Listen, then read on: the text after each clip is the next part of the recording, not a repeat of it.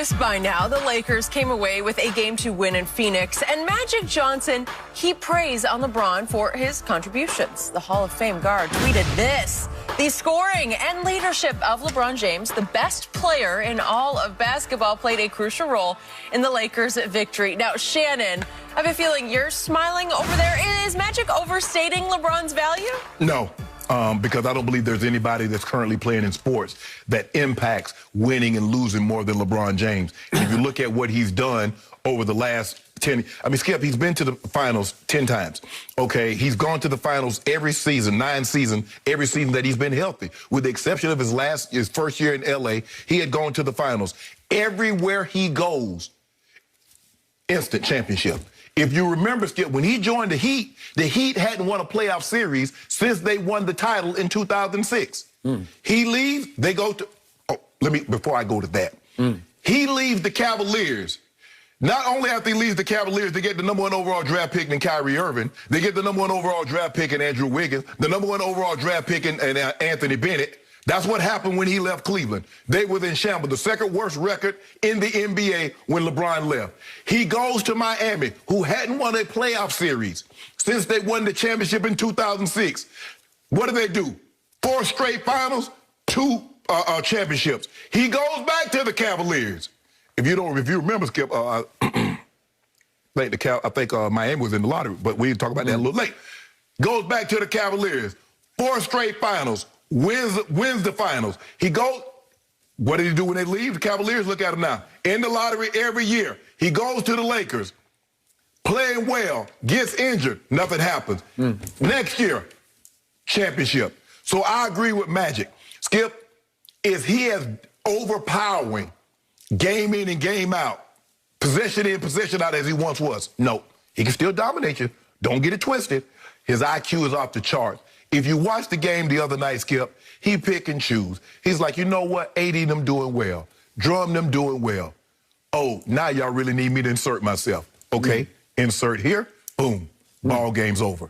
So I agree with Magic Johnson. No one impacts winning and losing.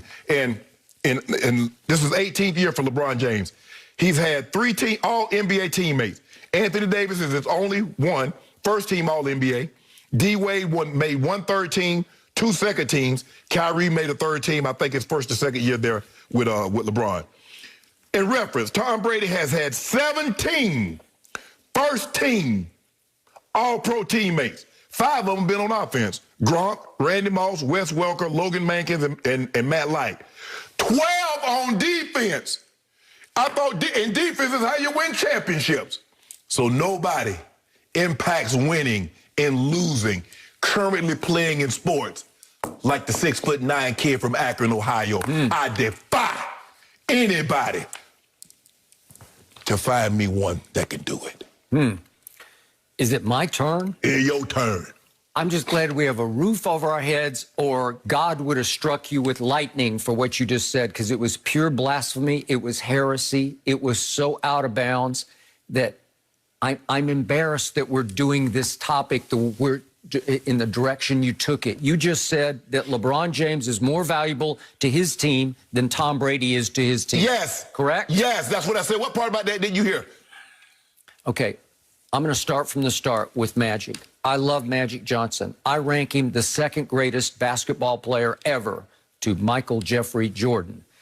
But obviously, his GM reign ended badly with the Lakers, and ever since, he has been trying to preach back to the Laker Nation choir because he loves to be loved and he wants to re-ingratiate himself as the #1 Laker ambassador. And the quickest way to do that is to tweet greatness about LeBron James, because that's the quickest way to win back Laker Nation. Magic place in Laker lore is secure. He can say whatever he can say. The Lakers terrible for the next 50 years. Magic Johnson is secure. Did it not end badly when he was the GM? Well, didn't it end bitterly? Yes, it did. He did Jeannie a favor.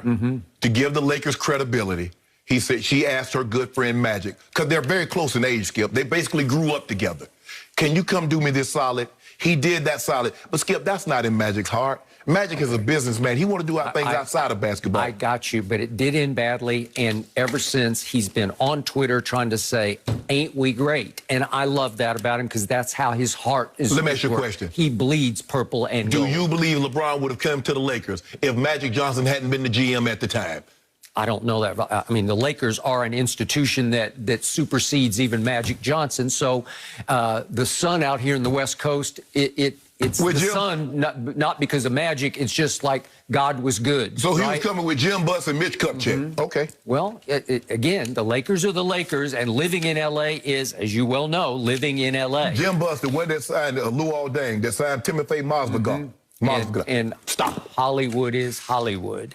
And Michael B. Jordan is Michael B. Jordan, right? And you pursue that path also, and he's pursuing both at the same time and doing famously. So I give you all of the above. Just the other day on the show, we went back and forth about who's the most valuable Laker, not sports. Oh, no, you went back and forth. Yeah, I ain't go back and forth with you. I'm just playing off what LeBron said. We go as AD goes. When he comes back and he's AD, then we'll be the Lakers again. Well, that indicated to me that LeBron says he's a little more valuable than I am at my stage and age. Can you ask me a question? Can you answer me this? Where has LeBron been in which his team has not at least made it to the finals? Name the team that he's played on. All right, I'm about to name lots of teams.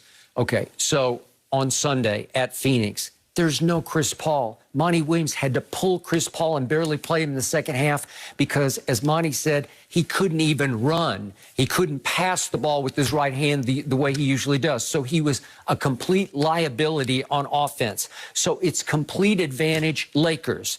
And everybody chipped in. Everybody had a good game. You were raving yesterday about Schroeder. Was Schroeder not? Is that possibly the best game he's played as a Laker? Yeah. Oh, you're talking about Tuesday night's game. Tuesday night's game. Okay, well, he was really good the other day. He scored 24 on Sunday, right? No, okay. Tuesday. Last Tuesday night. Okay. 24 he scored Sunday. Schroeder. Okay. Sunday, right? No, Tuesday. Sunday they lost. Okay. No, they just won. They just won Tuesday. The day is Thursday. Okay. That's the game you're talking about. Okay, I see what you mean. Okay, all right, Tuesday. Okay. You know about Tuesday, so they lost on, but Schroeder scored 24 in the last game. Yes, what I'm talking Tuesday, about. yes. Okay, and you're raving about Big Penguin. He goes 15 and 12. Yeah. Did that help? Drum dog millionaire. And how about the most valuable Laker? AD goes 34 and 10. Was that not good? Yeah, and in the fourth quarter, AD scores 14 and LeBron scores 5. And Magic's tweeting, the scoring and leadership of LeBron James, the best player in all of basketball, played a crucial role in the Lakers' victory. Well, he played his part, but I've seen LeBron play a lot better than that. Of course, right? But Skip, it's not so much how much you score, it's when you score. Okay. Those buckets, that three-pointer in the corner, that turnaround jumper was huge. Calm it down. Okay, so let's go now to your big picture statement that you said LeBron is the most valuable player in all of sports. Oh. Okay, LeBron James in the finals, the last time I checked, is 4 and 6. Yes. He's lost 6 times in the finals, and he should be 3 and 7 if not for Ray Allen making the greatest clutch shot I have ever seen to save his legacy in the 2013 NBA Finals. Okay. And meanwhile, Tom Brady is 7 and 3 in Super Bowls and should be 9 and 1, except that Bill Belichick obviously cost him 2 because in the first Giants Super Bowl, Tom Brady did what he always did. Game-winning drive, 2 minutes to go, up 14-10. And here came Eli against Belichick's defense and goes 75 yards for the game-winning touchdown and erased what should have been a Tom Brady Super Bowl victory. And then against Philadelphia, Tom Brady goes out and throws for an all-time playoff record, 505, and puts up 33 points. And Belichick's defense gives up 41 to the backup Philadelphia quarterback because Malcolm Butler is mysteriously doghoused. It felt sabotagey to me. But again, it cost Tom Brady being 9 and 1 in Super Bowls. But see, you can't say it cost him because there are games that he could have easily lost. He could have easily lost that first Super Bowl. He could have easily lost to the Eagles. He could have easily lost to... He had game-winning drives in his first 6 What about Vinatieri? So what does Vinatieri play? Did he save his bacon? Well, he'll be in the Hall of Fame. Yes. He just retired yesterday. Yeah. Okay, I got it. But everyone was a game-winning drive set up by Tom Brady completing 5 or 6 straight passes. But here's the thing. Yes, Tom Brady put them in position, but Vinatieri has to be able to make the kick. Okay. But they're makeable kicks. Okay, but he didn't make 65-yarders. But 48 yards, Super Bowl. The bigger the bigger the game, the bigger the moment, the more pressure's on the kick. Yeah. And we've seen guys miss. LeBron James can make a perfect pass. Remember, Russ said the hardest thing about the triple-double is the assist. He did. Because I can make it easy for you, but I can't make the basket for you. And so Okay. LeBron James giving an easy pass to Kyle Korver, he missed a shot. Okay. And yet, in LeBron's first year with the Lakers, Yes. didn't have this much talent, but he had some talent around him. And what happened? He went into, what's he call it, playoff mode, where he activated playoff mode. He got hurt. Yeah. Well, that was the first time. That's when he came back, and they didn't even make the playoffs. But here's the thing, Skip. He got hurt, and that was the first time in his career that he had missed that much time. So you said, I'm going to activate, but he really didn't know how his body was going to respond because his body had never been in that situation before. Okay, so now let's look at the 43-year-old quarterback in his first year away from Bill Belichick in Tampa. In the middle of a pandemic with no preseason and very little practice time, he takes a 7-9 team and a franchise known as the Succaneers, was the worst winning percentage in the history of sports as a franchise. And in his first year, against all odds, he flips the culture and it installs the Patriot way in Tampa Bay. And all of a sudden, they go win the Super Bowl. That's off the charts greatness. All of a sudden, he goes to 7-3 in Super Bowls, and he has established himself as simply the greatest clutch player in the history of sports, and to me, the greatest leader in the history of sports. It's period, end of story, because playing quarterback, as you will attest, is simply the hardest position to play in all of sports. Let me ask you a question.